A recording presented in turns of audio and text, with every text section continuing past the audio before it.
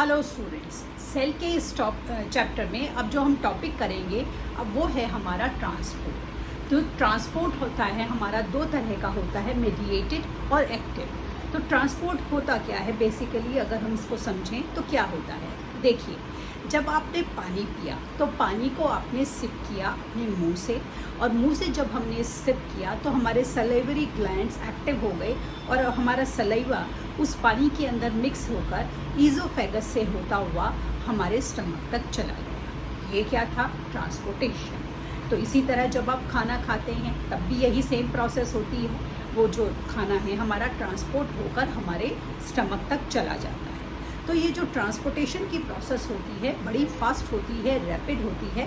तभी जब आप पानी पीते हैं तो आपको एहसास होता है, जैसे गर्मी में आप बहुत ज़्यादा गर्मी में ठंडा पानी पी लेते हैं कि पेट को शांति आवे, कि वो जो ठंडा पानी है वो एकदम स्टमक तक जाता है और आप बहुत गर्मी में ऐसे आए हैं तो आपको एक रिलैक्सेशन फील होता है। क्यों? क्योंकि जो ट्रांसपोर्टेशन की ये जो प्रोसेस है बहुत ही रैपिड प्रोसेस है।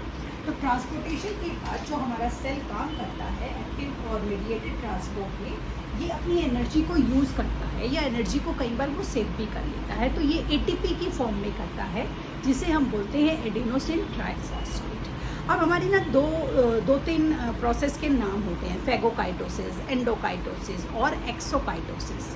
ये होते क्या है? क्योंकि एक ही बायो में तो आपको इस तरह के शब्दों का नहीं पता लगा। तो फैगोकाइटोसिस क्या होता है? तो सबसे पहले सबसे पहले है हमारा एंडोकाइटोसिस। देखो, एंडोकाइटोसिस क्या होता है। अगर आप इसको बैक्टीरियल या आप छोटे उसमें समझें तो एंडोकाइटोसिस मतलब जब किसी ऑर्गेनिज्म ने किसी चीज़ का इनटेक करना शुरू करा। आप अपने ऊपर ले तो आप ये करें, जैसे आपने पानी पीना या खाने के लिए आपने एक 1 बाइट लिया और आपने उसको च्यू करना शुरू करा। तो आपने च्यू करना शुरू करा तो इनटेक की प्रोसेस स्टार्ट हो गई। दिस इज़ कॉल्ड आपका एंडोकाइटोसिस। ठीक।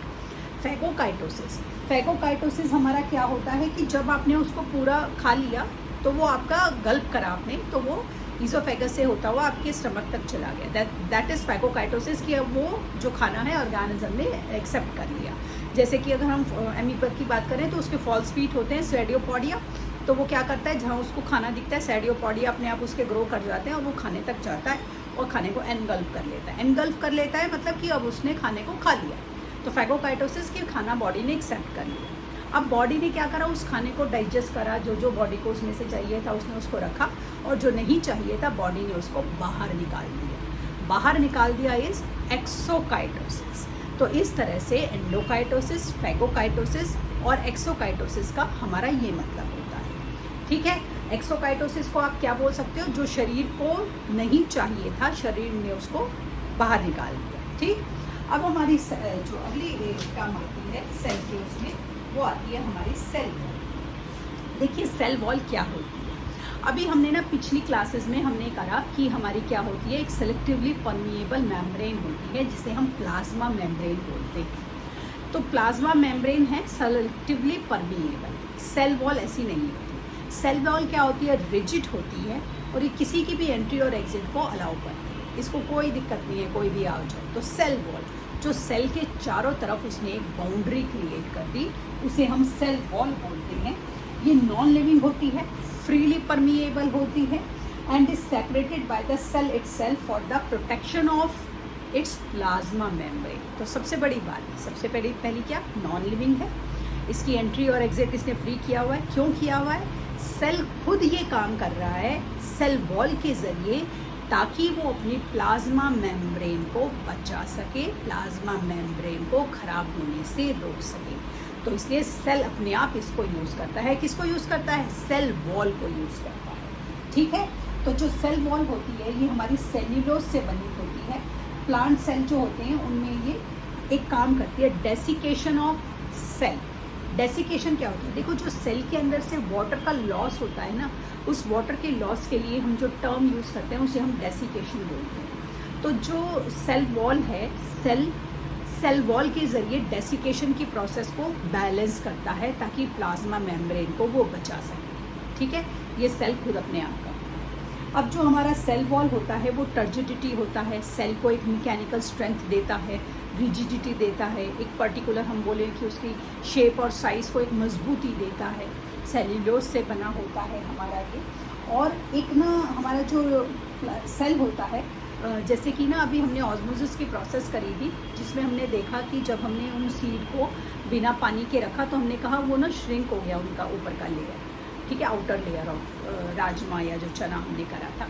तो जब वो पानी का लॉस हुआ उसको हम प्लाज्मोलाइसिस भी बोलते हैं बायो में, कि जो पानी का उसने रिलीज़ करा।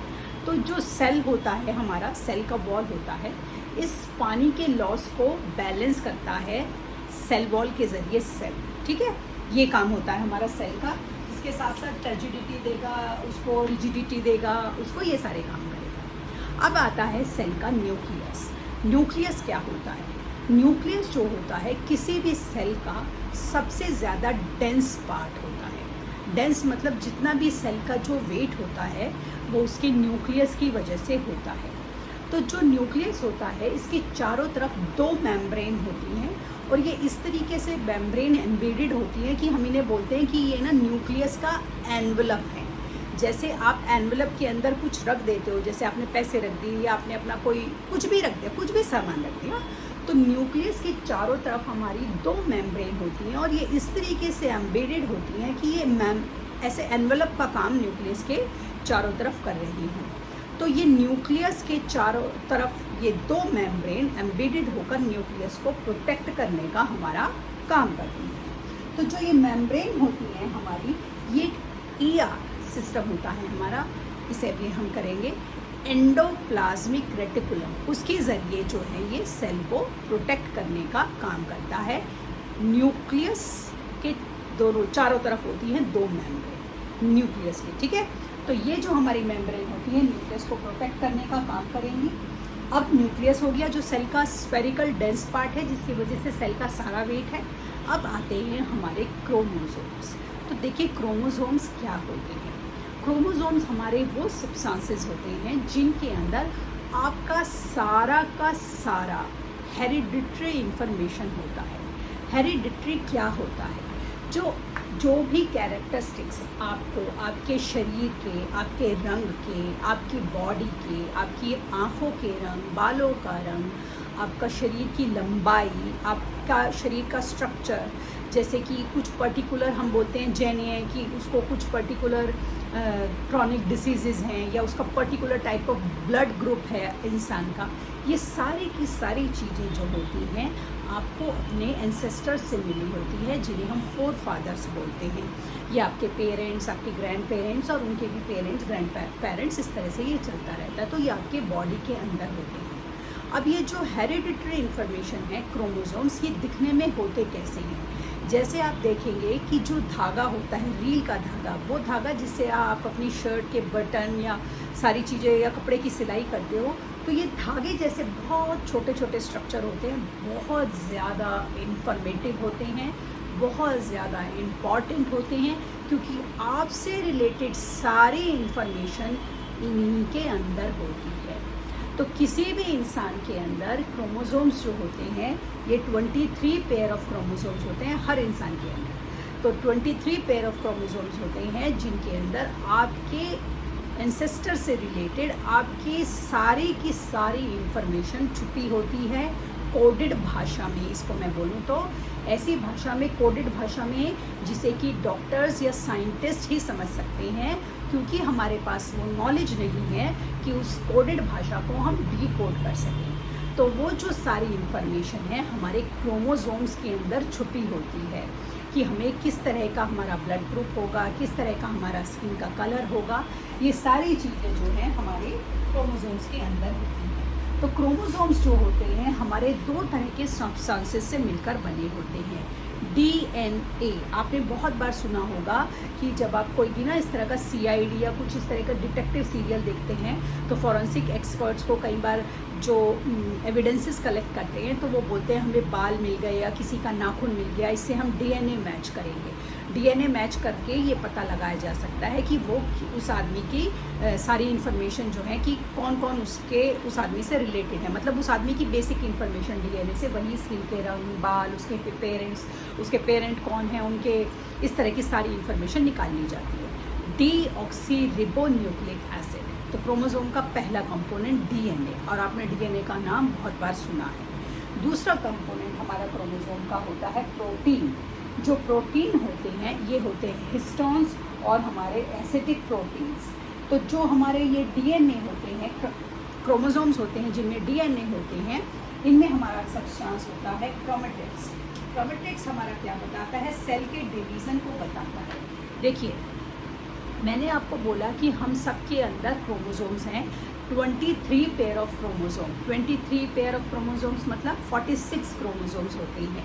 तो जब ये हमारी बॉडी में डिवीज़न, क्योंकि सेल का डिवीज़न तो चलता रहेगा, नए सेल बनते रहेंगे, पुराने सेल खराब होते रहेंगे और बॉडी से अपने आप एक्सक्रीट होते रहेंगे, हमें नहीं पता लगता। तो जो सेल का डिवीज़न होता है, जब एक मदर सेल से एक डॉटर सेल बनती है, क्रोमोसोम्स की बात कर रही हूँ मैं, ये और किसी चीज़ की नहीं, क्रोमोसोम्स के कंटेक्स्ट में, तो उसे हम बोलते हैं हमारा cell division in terms of chromosomes. तो ये जो होते हैं ये हमारे क्या होते हैं? ये होते हैं डिप्लॉयड और हैप्लॉयड। तो ये नंबर ऑफ हमारे क्रोमोसोम्स जब हमारे बॉडी में ये डिवीज़न होना शुरू होता है क्रोमोसोम। तो इस तरीके से जो ये क्रोमोसोम्स होते हैं हमारी बॉडी में, ये सारी की सारी इंफॉर्मेशन हमारे से रिलेटेड, हमारे फोरफादर से रिलेटेड और हमारे एंसेस्टर से रिलेटेड सारी इंफॉर्मेशन जो होती है आपके क्रोमोसोम के अंदर है। आपकी एक ड्रॉप ऑफ, आप बोलोगे कि 1 ड्रॉप ऑफ ब्लड जो है आपका, आपके सिर का एक बाल है, जो आपका नाखून है, जो आपने कट करने के बाद फेंक दिया, इन सब के अंदर हमारा क्या होता है? इन सब के अंदर होता है हमारा डीएनए। मतलब कि हमारा का सारा जो हम बोले ना बायोडाटा हमारे ह्यूमन बॉडी का, उस ह्यूमन बॉडी का, कि इसको कहाँ से, इसके कौन से पेरेंट्स थे, वो मतलब इंडियन थे, फॉरेनर्स थे, ब्लड ग्रुप क्या था, जो भी का सारा आपका बायोडाटा, चाहे आप कितना ही छुपाओ, आपके उस एक बाल या आपके उस एक नाखून से या आपकी खून की एक बूंद से पता लगाया जा सकता है, क्योंकि उसके अंदर है डीएनए। तो इतना इम्पॉर्टेंट होता है ये डीएनए। अगले कंसेप्ट कल की क्लास में करेंगे। तब तक के लिए शुभ।